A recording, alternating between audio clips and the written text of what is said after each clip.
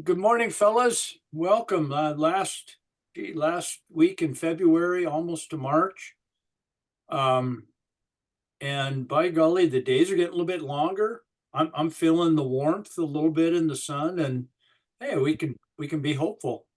We're in week 194 of our study in John's Gospel. We're into chapter 15, really familiar section regarding the vine and the branches. And we want to continue this morning in verse 6. Last time, you guys really kind of bought into, or not, well, wouldn't be bought in, but really got, um, could connect with this graph I'm going to show you about um, how we as people think about the material world in relation to the spiritual reality that exists that we can't see. And I proposed last time that there were two camps in this way of thinking. And one is the get it done people.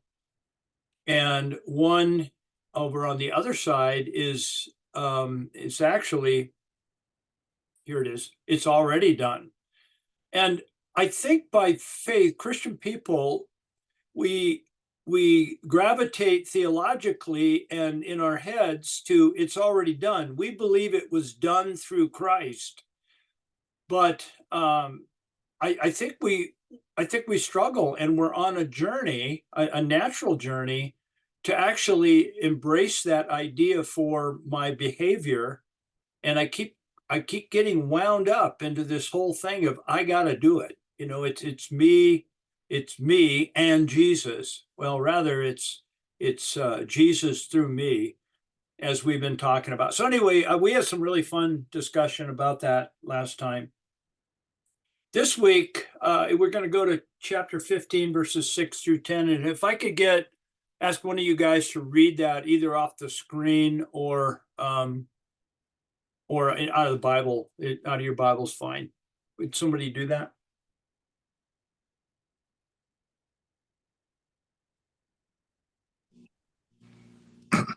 Unless someone would dwell in me, he is cast outside like the branch, and it withers, and they gather it and cast it into the fire, and it is burned. If you would dwell in me, and my words would dwell in you, whatever you would wish, you must immediately ask, and it will be done for you.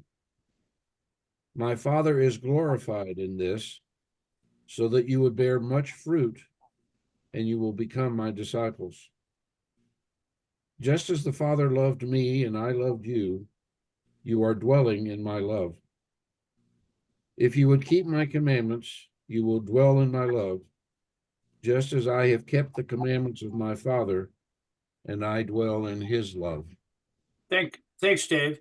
And I don't know the translation name that you read out of, but I really enjoyed that first section there, where it starts with something like, unless you remain in me, because that's really what this is about, remaining in the vine, as through his analogy. So that really, there was some thought that put in, no doubt, into that translation. So what I've done in this study, in this session, is to take the liberty to, in a sense, paraphrase it rather than commenting on it third person, um, looking at it that way. I'm actually going through, and you're going to see a series of quotes on a paraphrase of what I think Jesus is communicating. So first of all, verse 6 is again a verse that we tend to gravitate towards self-judgment way too quickly and unnecessarily so. It's just the way we are as people. I'm not good enough. I don't measure up. Oh man, I got to be careful here. This is a warning. Fellas, this section is not a warning. This is an encouragement. And Jesus is using an analogy that they would be very familiar with. If anyone doesn't remain in me, he is thrown away like a branch, dries up, and they gather them and throw them into the fire, and they are burned. Now let's take a look at this. Jesus, again, continuing his analogies, pointing out something which would have been obvious to the disciples. Like we pointed out last week, vineyards were as common as corner gas stations. And as the disciples are moving along in their day-to-day journey, they would see the vine dresser out in the field, or not the field, the vineyard, and he would be pruning, and there would be a pile of branches that would be there, and all the deadwood. And what he's just simply stating is that this is an analogy of the way it's like. And we'll continue that. Fellas, think about it. Because they would have seen it hundreds of times in their daily walkabouts. You can try to do it by yourself, but just like the branch, if you attempt anything without the vine, it will only lead you to disconnection, dryness, and destruction.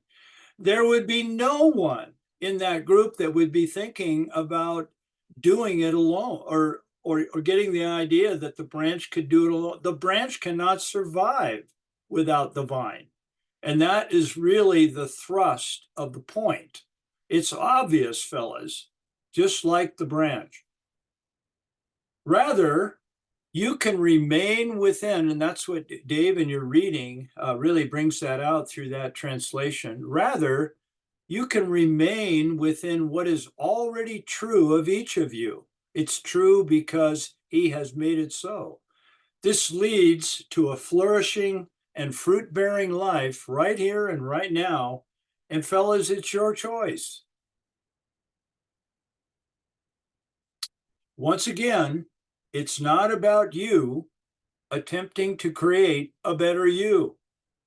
I think as a person, continually, most of it subconscious, I tend to keep doing that. I've trying to create a better me. It's not about that. Rather, Jesus is saying, allow me to live through you.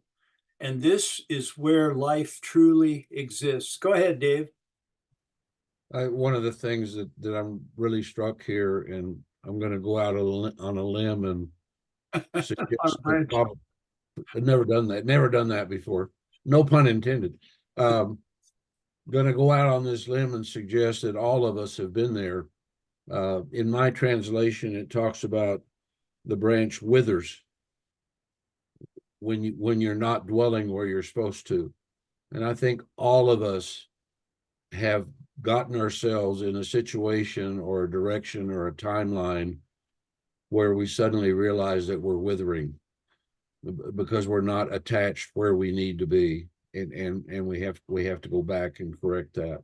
And that's that human failure condition. But the withering is so important. In your translation, it says dry. Same thing. We get dry. We don't have what we need to have. And that just really strikes out at me.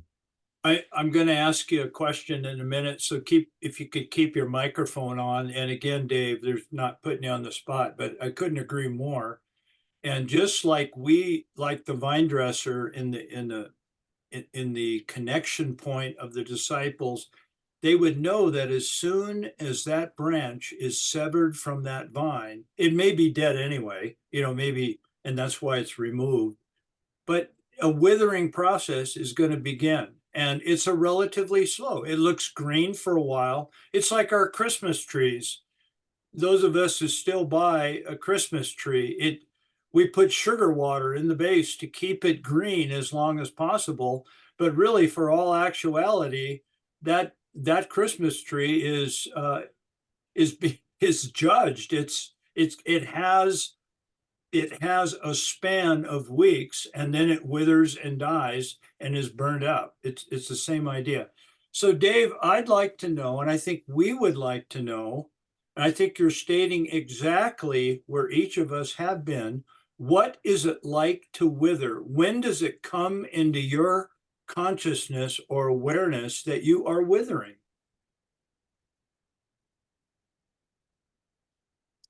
I'm just chewing on that. Yeah, I mean, it's a loaded question. I think it's a It's a very valid question, and I'm sure it varies. One of the ways that it does is tied to one of the other points that you're making from the earlier chart, and I think it's particularly true with guys, those of us who have a let's do this mindset. uh, Sometimes the further we get on that mindset, really the more withered we are, because we're depending on ourselves almost entirely, and we're charging ahead, and we're not stopping, we're not checking, we're not asking, we're not seeking wisdom, we're not seeking the advice of other believers. Even we're charging off on our own. And when several things fail, and I think it's or run into real trouble, and I think particularly in regards to personal relationships, then I think the lights start to come on. You get reactions from people, or you get pushes away, or whatever. Then you've got to start saying, oh, gosh, wonder why. And then the lights come on. Because yeah. I'm not getting the strength from where it needs to come from, and I need to get back on the right track and get back on the vine full time. I don't know whether that's a good answer to your question or not. It's a great answer, and it comes from years of informed wisdom. And for all of us, there would be some slight nuances, but thank you for addressing that, answering that. 15:7. This is what there is for you. I'm kind of doing a very loose commentary, summary phrase for each of these verses, 7 or 6 through 10. And so if you remain in me, here's the text, and my words remain in. Notice that use of that word remain. That is really important. He will correlate the word keep in a little bit. If you remain in me, my words remain in you. Ask whatever you wish, and it will be done to you. Okay, let's take a look at this one. I realize, again, I'm taking liberties with attempting to paraphrase. I realize you have not experienced this yet as a follower, Jesus, as Jesus speaking. But when you do, I promise you, you will discover no limitations. That's how I cast that verse. Now, let me explain. He goes on, you will see differently. If you can embrace it, you will see differently. Because you see differently, you will process what's in your mind differently. I think we can all relate to that. And because you process differently, you will ask differently. Something changes inside. 15:8. And this is living. My Father is glorified by this, that you bear much fruit. Here is the heart of the Father. The heart of the Father is through fruit, is through living, is through seeing his followers, his children, bearing much fruit. It's a joy. It's like it's life, and in so doing, you and I are living out our discipleship, our followership. He continues, the Father is the vine dresser, fellas. I am the vine, and you are the branches, and we are one. As the branch, just remain being a branch. That's what he's saying. That's our call. Remain being a branch. Remain in the vine.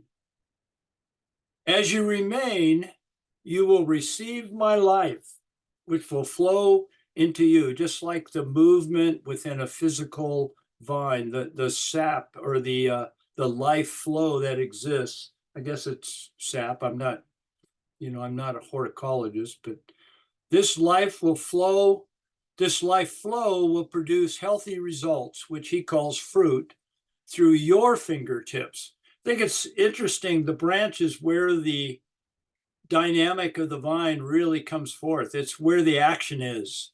It's where the leaves are. There's all the dynamics are designed to work through the branches, and that's not by happenstance here. I think there's a lot of stuff we could gain from that idea. And he continues and he says, and this and only this is what it is to be about. Our Father is glorified because this is what our Father is all about. This is what the Father is all about. And once again, just to summarize, once again, guys, I mean, this is hard talk, and it's very difficult for these men to capture and to grasp what he's saying. And so once again, it's not about behavior modification to make God the Father happy. He's already happy. Rather, it's about living out moment by moment from what is already true of each of you. 15:9, and love is the center of it all. Just as the Father has loved me, I also have loved you, and your opportunity remain in my love. And here we return to our analogy that we've used in recent weeks past. We have the two circles. In this case, we have the Father and we have the Son, because that's what the text is talking about. We could have object and subject. And so we have the Father who loves the Son. Just as the Father has loved me, there's love. And I'm viewing love as a life-giving energy. And there, it's like a battery. It's real. It actually imparts a love energy, as far as that's how, that's language I'm using, and an analogy of a battery to describe what is how I perceive it. A love energy. A Father is giving to the Son. Jesus speaks about his relationship with the Father from this perspective. I'm receiving from the Father. I can do nothing without the Father. It's because the Father is imparting to the Son the love energy. And what is the role of the Son? Is reception. And as the Son receives, which Jesus demonstrates what it is to receive, that Son now perceives himself, or believer, follower, is I am one who is loved. That is absolutely critical. I am one, warts and all, I am one who is loved by my Heavenly Father. Then and only then does the Son have the energy to love the Father and to love the follower. The one who receives the love is then able to love. And I think this is a blockage to us in our discipleship, is that Christian people tend to try to carry out what they feel God is telling them to do without the love energy. And what displaces that love energy is the need to be right. And that's withering. That's withering. History bears that out over and over again. I receive love. I perceive myself as one who is loved. I can then impart love, both in a cyclical relationship with the Father, and then, as Jesus here, love to his followers. And then one more step, as he's talking about within verse 9, that energy then is, once the follower or the Son receives the energy, he then is imparting that love energy to the object, which would be who we love. Just as the Father has loved me, I also have loved you. Remain in my love. So there's the idea. Thus, love is the identifying mark of the follower of Jesus, and I would add the glue which holds it all together. Absolutely critical. And this love is only possible as you and I remain. We stay a branch. We remain a branch. And this, I guess that's it. Okay. And this love is possible only as you and I remain.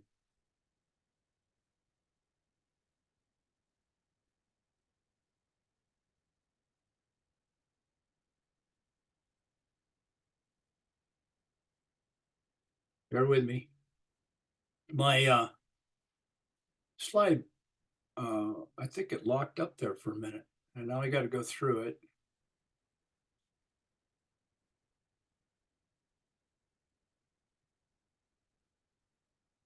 It seemed like there was one more line on that slide, but I don't know unless I go through it. And Mike, there was one more little line down there at the bottom. Okay. We're getting there. We're gonna call that the Apocrypha. Don't worry about it. You gotta watch out for those little lines at the bottom of things. And I think we got one more. There it is. Here's Because when you and I remain, it is me through you to the world. That's a phrase that we've adopted over the last few weeks. Me through you to the world. So, and Tati, I saw you just take a picture of that. We'll have this on the website tomorrow. Think of it like this, fellas.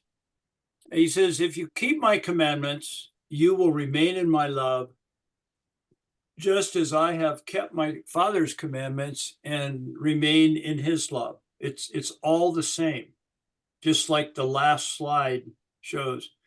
What Jesus is expressing is what his followers are invited to follow. That's an interesting way to say that, but I did it by design. His followers are invited to follow. To be a follower of Jesus, we follow Jesus. To be his disciple is to follow or keep my commandments. I inserted the word follow, keep as correlating to follow. What he says and what he does. In so doing, the follower remains within what is actually true. And in what is actually true, there is life. The fuel, as we showed prior, is love. Now, here is where I'm making, creating the cardinal sin of teaching, where I'm introducing a new idea at the end of the teaching.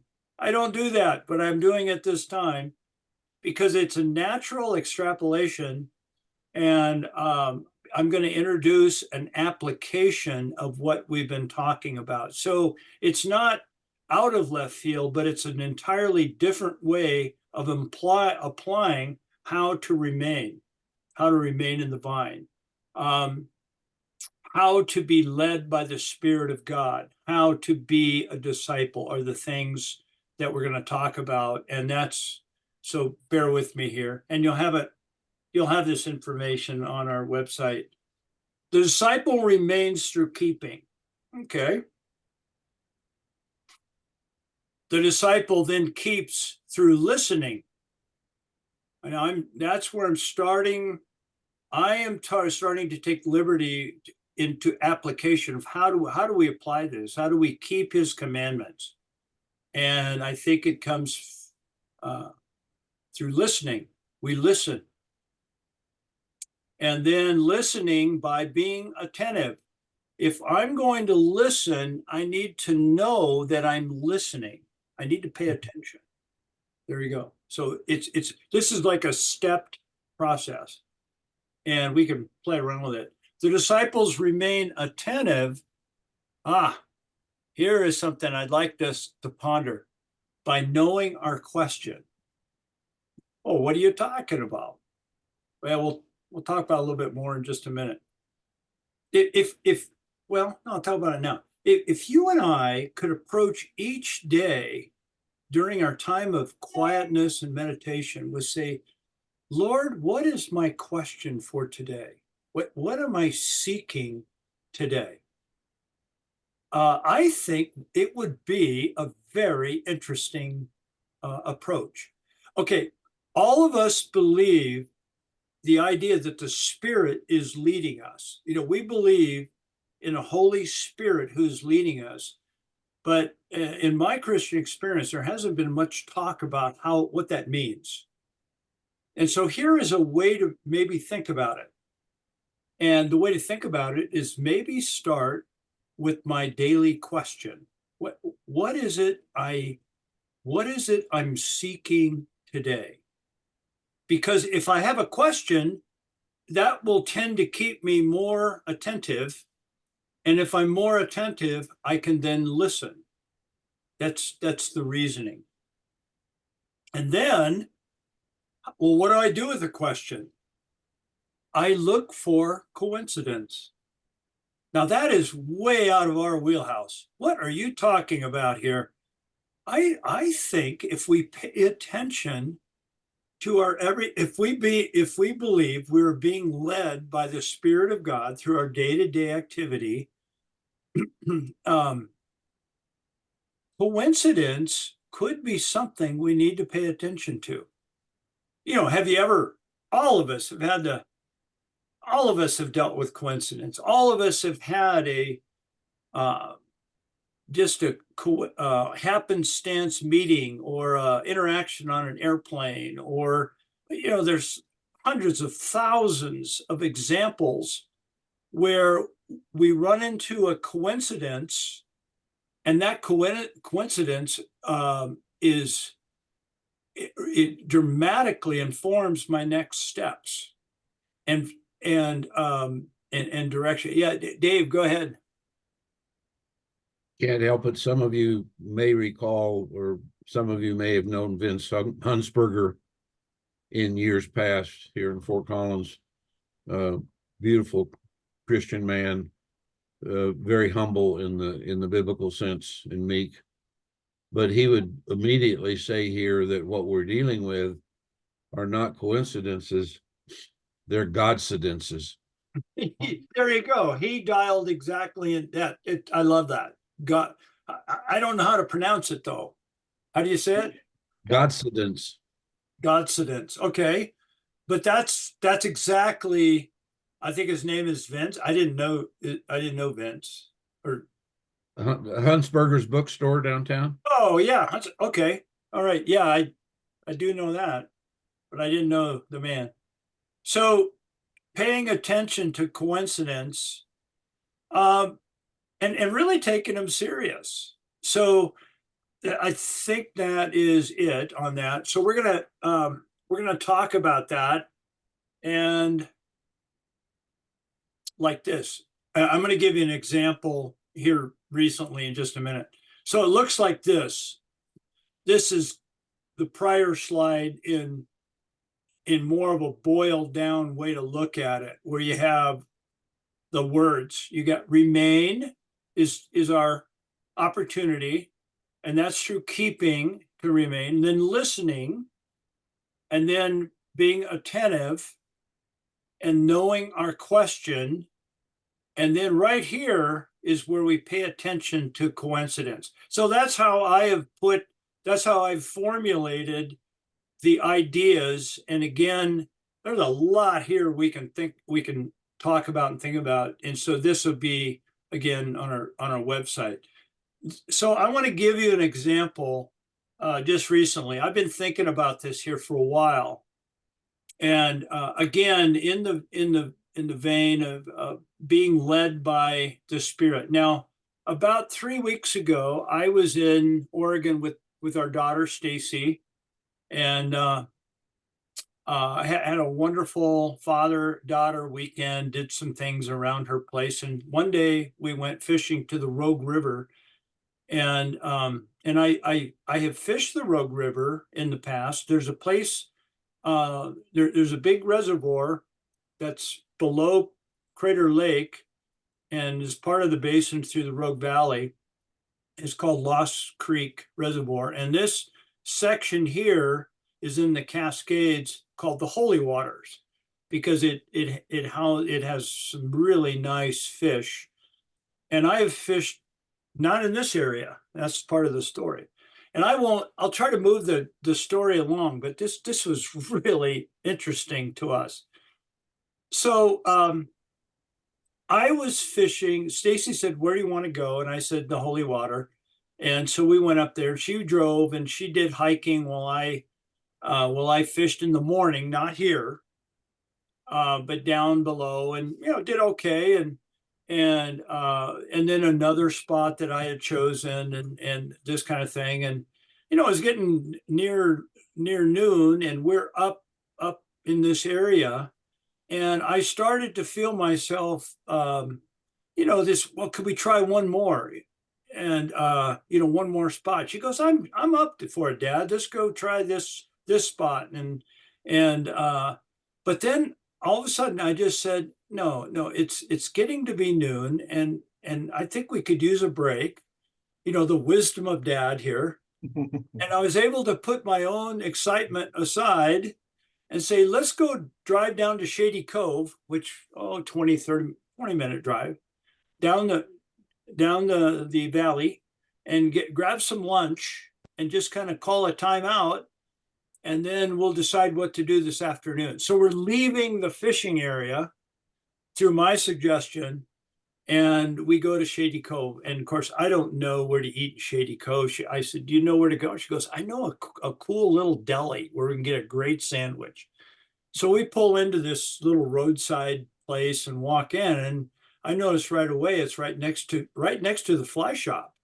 Well, you walk in, and it's actually part of the fly shop. And we ordered at the counter. It's one of those where you order the counter, and then they make your sandwich, and then they have about 6 tables in different parts of the store. It's one of those places. And we talked to the owner, and she was just, I'm from Colorado and all that. And then the guy, every little community has the guy. And his name was Prentice or Priest or something like that. Just call him Prentice, a nickname. And this guy comes in the store for whatever reason, and he noticed I was in my waders, and a little younger than him, but we're the same vintage. And he started talking, "You're fishing, huh? Okay. Well, how you doing?" I go, "Well, I caught a few this morning," and all that. And he goes, "Well, this is where you need to go." And he told me about this place, which I didn't know existed. Now I'm somewhat of a novice of the Holy Waters, but there's a whole section here, about 2 miles, that I didn't know had public access. And we accessed it through a small little, what I would call a Jeep road, a 2-track road. On the other side, we had to know where the turn was. He explained it. And we got on that, and we drove up here about 2 miles, and we found this. And we got out of the car, and it's about 200 feet down to the river. And so Stacy and I were just, this is absolutely beautiful. We met Pete later. He's right here. That's Pete. He's a fly fishing guide that he's here in the winter, but he guides up in Saratoga, Wyoming. So we had a nice visit with him. So, okay, you're wondering, what is this? Just bear with me here, because I'm having fun with this. So we pull in and we park, and there was a place called the Rogue Trail that Stacy could hike, and I was kind of scoping how I was going to fish this, which I did. I went down there, but all of a sudden, like right up in here, there's a bald eagle that comes across here like this, and just, about our level, a little bit higher. Now he wasn't doing that, but he had his wings out, and it was a mature bald eagle. We're talking 6-7 foot wingspan, and so close that you could see his head move, moving back and forth like this. Okay, so that was wow enough just to see that bald eagle. But then we're standing there talking and, kind of deciding what we're going to do there. This is in the afternoon after Prentice told us to come up here. So all of a sudden, right here, out of the corner of our eye, let's see, I got to do this. This eagle comes soaring down to this soft water right here. And he comes down like a dive bomber with his wings spread, and at the bottom it was like slow motion where his wings went back and his talons went out, and I kid you not, they looked huge. And he just grabbed this fish in that little spot, just like nobody's business. And then, without missing a beat, he went right over to here. You can't see him, but there he is. Yeah. There he is on a log. He landed on that log, and he had the fish, and we could see him reaching down and eating that fish. I've seen osprey do that, but I've never seen a bull. It was like an airplane having him do that. Now, you're saying, what in the world does that have to do with anything? Could it be a gift? Could it be that, okay, in this case, Dad had the wherewithal to just not push it. Let's go enjoy a lunch. Okay, Stacy knows where to go. Prentice walks in a coincidental sense and asks us what we're doing, gives us wonderful advice. We travel up here, see a whole new area of the Rogue, and we're standing there at the opportune time where the eagle comes across and gives us a gift. And then we receive a wonderful gift by watching that eagle do its thing. I feel sorry for the fish, but I don't get all that, but it's the way it works. But I'll never forget that. And if that wouldn't have happened in a coincidental way as a gift to us that day, I wouldn't be standing here telling you about it. Now, can't we laugh at that and kind of enjoy that? That, wow, maybe this whole life is to be much more of an adventure and an enjoyment in receiving what the Holy Spirit wants to give us. Now, let's not get too, we won't dive into that one, but I just think that was a wonderful experience that I will never forget. The point is just simply, we backed off from my agenda and enjoyed the day. And wouldn't it be something if you and I could start to gain that perspective of how to live daily life, being led. I love that phrase. Where is it? Genesis 16? Jacob wakes up from the dream, and he says about God, you were there all along, and I didn't know it. Oh, what are we missing by pushing through my own agenda? And that's the point. So then we go back to this, and I really think the thing that I'm having fun with is this one right here. What's my question today? I've never, I'm fairly new at this. Paying attention and then watching for the answer through coincidences or Godcidences that come my way. And this could be a way of thinking about being his disciple. And let's hear your thoughts on this idea. We got plenty of time. So what do you think, guys? One thing I have to share right out of the bat is a testimony about my bride. Some of you know her, some of you do not. I've been thinking about this for the latter part of your discussion here, Mike. Oh, good. Yeah. On almost a daily basis, sometime or other, I'll come up to my office and I'll be charging ahead about doing this, that, and the other. And she'll look at me and she says, remember, God runs my calendar. Yeah. Yeah. And I could elaborate on that, but that's the way it is. She seeks every day to know what her question is. And she doesn't shove it aside for anything, really. Yeah. So as my helpmate, I'm still struggling to have that much discipline. I don't have it like she does. But I think that's part of what you're saying here. We're remaining, she's keeping, she's listening, she's attentive. And it's true. Our day, as far as our doing things together, often gets quite a bit different from what I envisioned, because she's listening to the Father and I'm doing whatever I'm listening to. So. Thank you, Dave. I think we can all relate to that. Betty, if Betty were on this Zoom study, I think she would have probably story after story, this idea.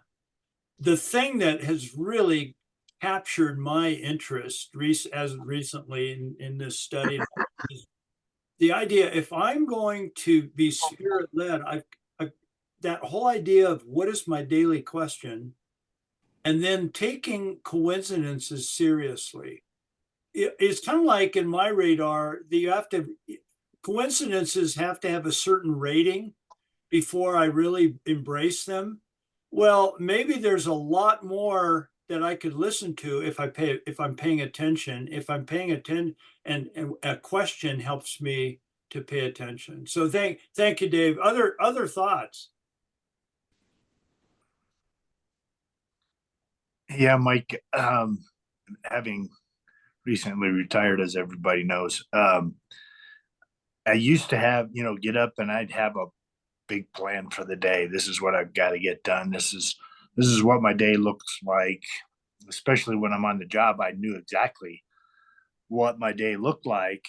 And if it didn't go like I thought it was going to go, then, frustration set in, anger would set in, things would throw me off by not going the way I had it planned. And I'm figuring out through this today that if I start out the day saying, Lord, this is my plan, because I don't think he has a problem with us having plans. No, I think Lord, this is my plan, but I'm open to what you have for me today. What do you have for me today, rather than this is my plan, help me or make it work. That's kind of I don't know if that's your daily prayers, but it's like, here's my plan, God, make it work. Instead of saying, what do you have for me, God? I'm yours to be used today. Are you saying, Jeff, that you kind of want to explore the latter there more than? Oh yeah. Yeah.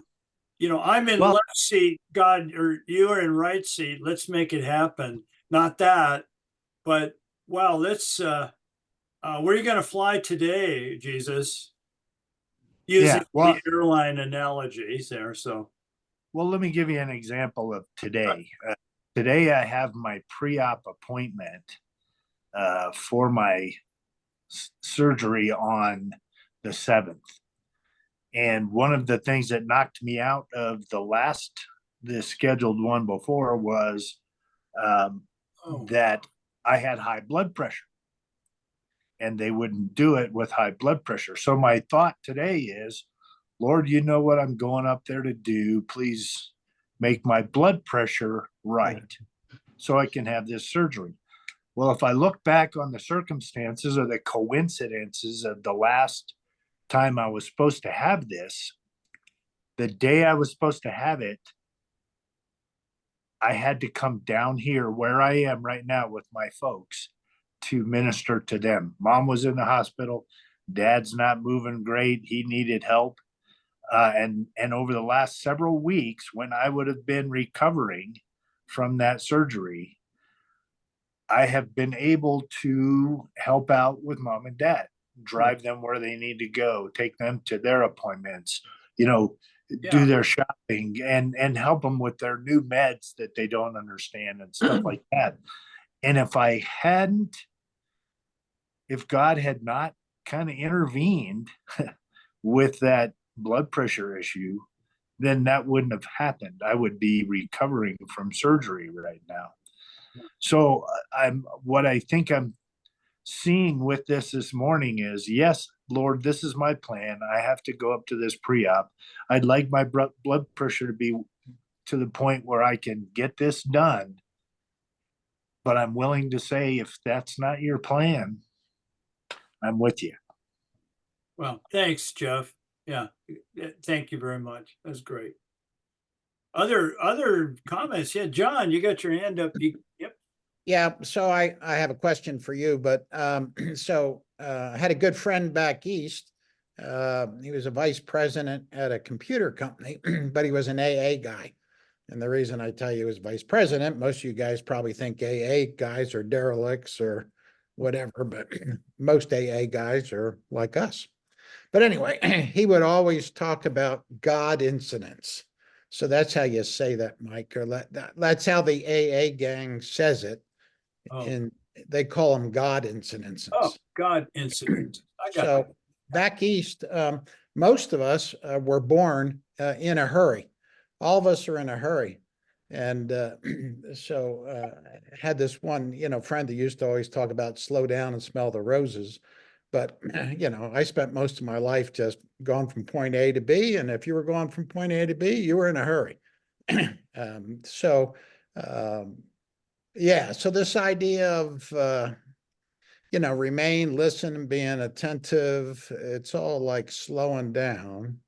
But so Mike, knowing our question, what is your question today? Or what was it yesterday? What's an example of your knowing our question? What is your question? Yeah. Okay. Yeah. Great question. Great question. The question. And again, I'm fairly new at this, but I have been exercising it. Yesterday, as I was meditating on this, my question was, Sterling, what was your overall takeaway of the weekend? And so you and I walked to breakfast, and that was I don't know if I said that, but that was my question. Remember that we talked about that at breakfast. What is the overall images? And then I mentioned two men's faces. Remember that, Sterling? Yeah. And where we I don't think we have any further story than that. Today my question is, I tweaked my right knee again on this trip. And I'm trying to figure out what is going on. And so my question today is, I plan to do some walking and just kind of observation. And so I'm really kind of concerned about my knee today. Not worried, but just say, maybe I overdid it a little bit. We were out in uneven ground and that kind of thing. So that is my question today that I've been thinking about. So yeah, go ahead, Sterling. Yes, so one quick thought here is the next thing that maybe you left out is after we pay attention and maybe get maybe a little bit of an answer to knowing our question is then acting. What are we going to do next? That's to me a part of what this is about. What are we going to do next? Yeah, maybe to view coincident as a type of answer, and then what next? Yeah. direction. And then Mike has met a friend of mine here, Linda. She lives in the apartment building that I'm in, and Linda is quite a Christ follower, really works hard at it. And she for years has done this women's, it's specifically for women, faith journal.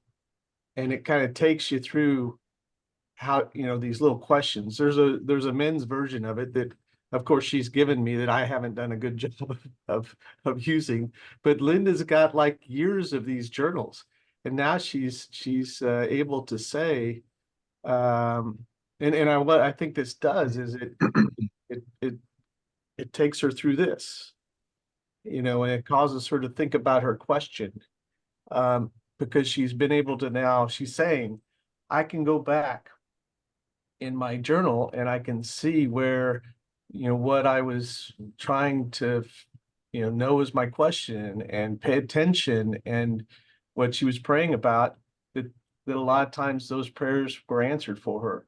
Which I think if you didn't do that the way I think what I'm gonna say what I do is I don't know any of that. So I don't even recognize, what, I don't know my question. I'm not necessarily asking and I'm not acting, and she's able to see it all because she does this journaling. Yeah, that's another good example. Is that the same journal she gave to Anna the other night at the dinner? Yep.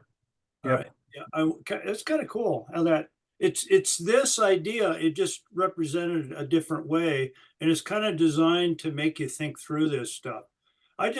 John, I thought of another example. When I was visiting Sterling, we've been kicking around this idea of taking the Christ in the Rockies way of wisdom curriculum to our FATSI brothers. And when I was there in last fall, we were kind of looking at possible venues where we could do that. And out of the blue, Sterling said to me, I don't know why I didn't think of this place before, but tomorrow let's go look at, well, we looked at this place called Westover. And you said 2 or 3 times during that day, why didn't I think of this before? And my feeling is it wasn't timed yet. We just didn't, but boy, did things fall together for us. That's true. Yeah. Yep. Yeah, go ahead. Yeah, so maybe instead of knowing our question or putting that in quotes, it's really more like looking for God to show up, Mhm. right? So we you're yeah. going to get together with Sterling, and you're kind of quietly in your brain or in your spirit, you're saying, Lord, what do you want to happen here? And so you're being an instrument, and then thus comes this question to mind when you get together that kind of goes down a path. It's a little, the Lord's Prayer, thy will be done, but you're kind of saying, God, give me eyes to see today. Help me to see you, whether it be, the flower by the side of the road, the eagle flying down, to see God in nature, but to be an instrument that says, because I basically see life in terms of relationships. So where do you want to show up in this relationship? I'm having this meeting with Sterling, and thus comes this, question comes to mind. I remember you and I had coffee not, a month or 2 or 3 ago, and you said, so what are you passionate about? And, but the idea of having a question or being open for a question that begins this dialogue, that begins this, it sets the stage for God to show up in each of our lives. But anyway, I so think you're talking about what my intent is the question can be as broad or narrow as for me, and for you. But really, without a question, I tend to move into a passive role of life and not being aware of what is there. What a question does, it puts me on, I wouldn't call it on edge, but on attention. I'm more attentive, more attention and listening to what is going on. So that's what I was thinking. Tatsi, let's go with Totsie first, then Jeff. Go ahead. My question. My question.